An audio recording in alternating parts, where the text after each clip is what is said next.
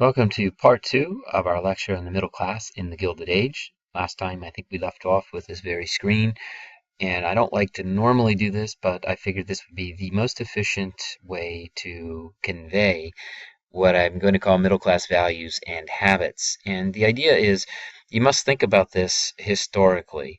And when we think about these things, they're not really they're things we take for granted today. Let's just put it like that.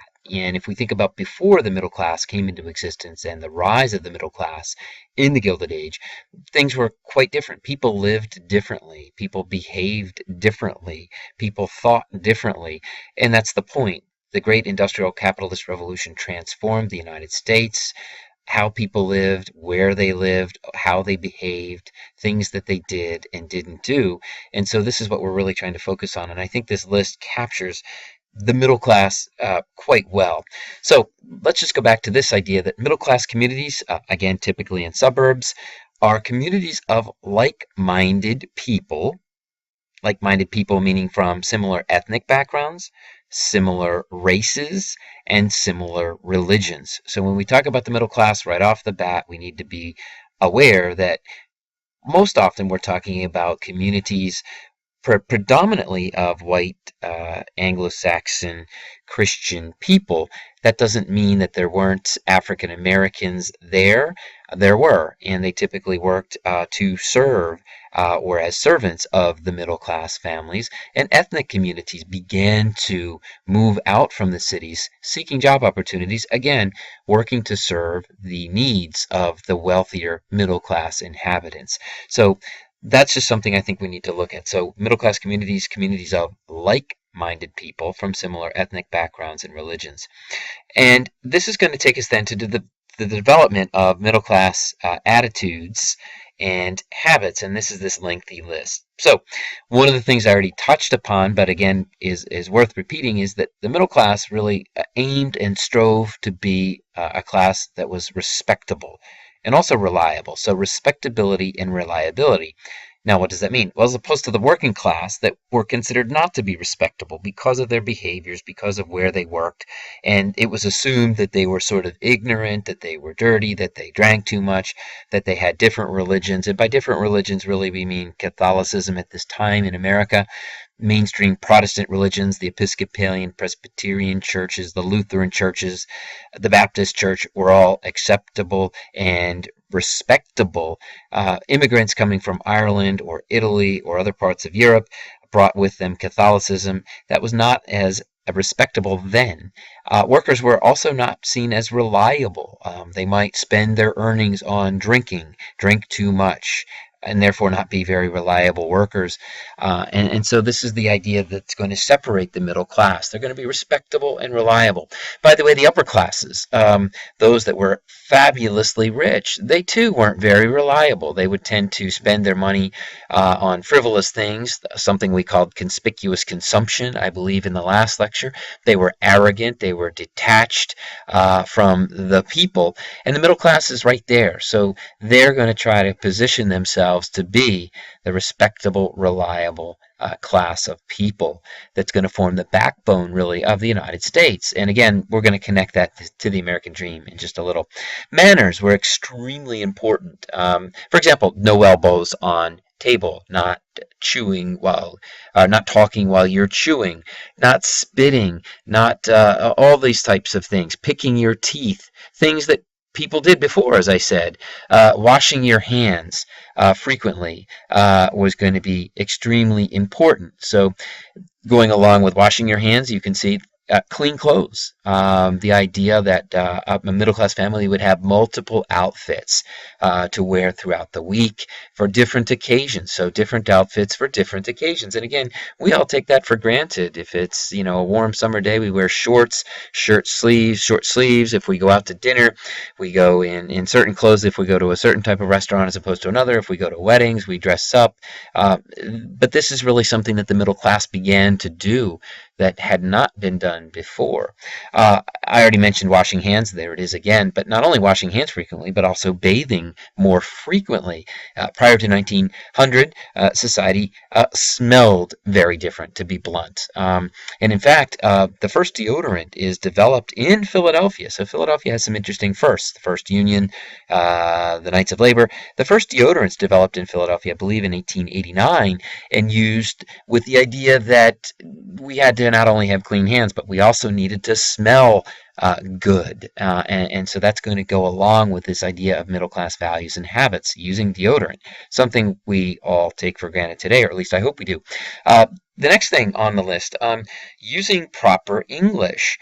The idea that one could show their education through the way that they spoke was quite important to the middle class, and that shows that school and education was a very important thing to them and a priority. And think about the creation of schools. The Radnor School District, I believe, began operations in 1893 during the Gilded Age, and it's still a fairly important priority for the community of Radnor and communities like Radnor all up and down what we call the main line and all across the country. So the idea of proper English, that is not dropping your final G's. Going, right? Doing, instead of saying going and doing, that final G is quite important. Also, not using ain't, for example. Is not. So that was something that was, I think, also a way to distinguish who was in the middle class or who wanted to be in the middle class. And so that's something. Drinking in moderation. The middle class also, not that they didn't drink, but the idea of drinking too much or to excess or too often was really frowned upon, looked down upon. Drinking tended to make people less reliable, as I already mentioned. Unreliable workers are not productive workers. So the idea of the middle class is we want to be productive and efficient. So drinking tended to limit that. Therefore, let's do away with drinking. Drinking also led people to do silly things or lewd things. So the idea was not drinking would make us better people. We would behave better, perform better. We would be, dads would be better dads if they didn't drink too much, etc. And so that's an interesting topic that enters into the conversation in the American story. Later in 1919, we're going to see an amendment to the Constitution which actually banned the production and sale of all alcohol. So this was known as prohibition. So we can see that the middle class is going to be involved on the ground floor of promoting some of these ideas as a way, as a buffer against sort of poor, bad behavior, and again, trying to achieve point number one, the respectability. The other thing that we associate with the middle class is the emphasis of the family and the home, something we're going to call the cult of domesticity. Middle-class Americans saw the home as a place where proper development of human beings and living took place. And this was led by women. That is, the mother, or the woman. Women had more time to dedicate to the task of creating the perfect home life. Now that clothing could be bought in department stores, so they didn't have to spend time making clothing.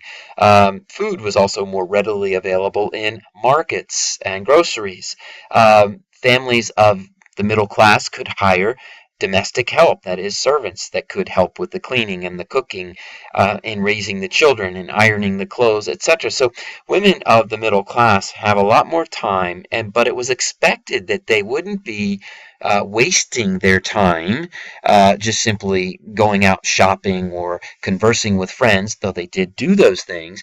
There was also an expectation that women would create the perfect home environment that represented both piety and morality.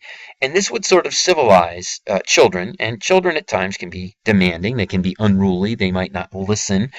And husbands, men can be equally unruly and not listen. So the idea was that the woman played a vital and important role in bringing about a peaceful and respectful environment in the home, which would translate then out into society as we would be better, more respectful citizens. So this is called the cult of domesticity, and I like to see the women really in the role of almost a priestess. Now, some might argue that, today from a feminist perspective, that this was really awful and shameful that women were expected to do all of this in the home, sacrificing their own ideas and identity and maybe careers and jobs, etc.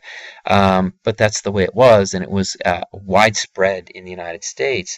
And in fact, there were hundreds of women's ladies' magazines and books that sort of gave instructions on how women could best perform their duties to create, again, the perfect home life. And I wonder how much of that still exists today in the 21st century.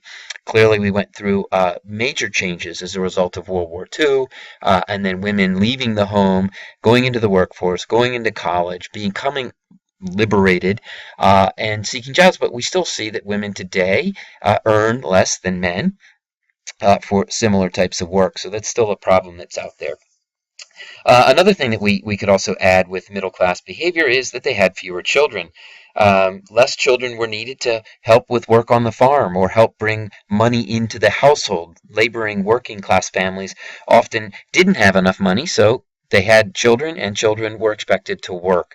So middle class children don't have to work, and therefore, when I flip to this next slide, you can see that families of the middle class are going to engage their kids with lots of sports, opportunities such as piano lessons, singing lessons.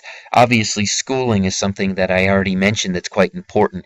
We're also going to see the development of certain holidays. Christmas becomes a major consumeristic type of holiday. Families will buy a tree, decorate the house, buy presents, put on a lavish dinner, and this was something, again, that was a sign of middle class status and affluence.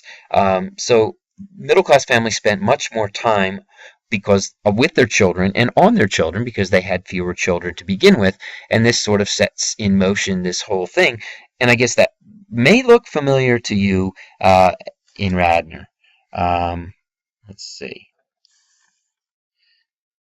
In closing, the middle class values and habits.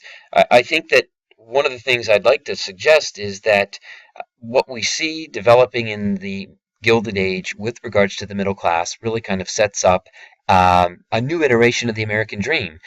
And one of the questions that I didn't ask at the beginning that I'll ask now in closing is, well, who can get into this middle class? Well, anybody could. And the way into the middle class was really through work, and the type of work that was not factory labor work, but office work, working in the white collar, that is greater skills, greater education, that would lead you to a job with more income and that you could then spend on other things. Homes in the suburbs, children, consumer products, and again, there's deodorant and soap commercials. So these were all aspects of the middle class life that I think are still in many ways present today if we just stop and kind of think about it as we look at the way we live our lives.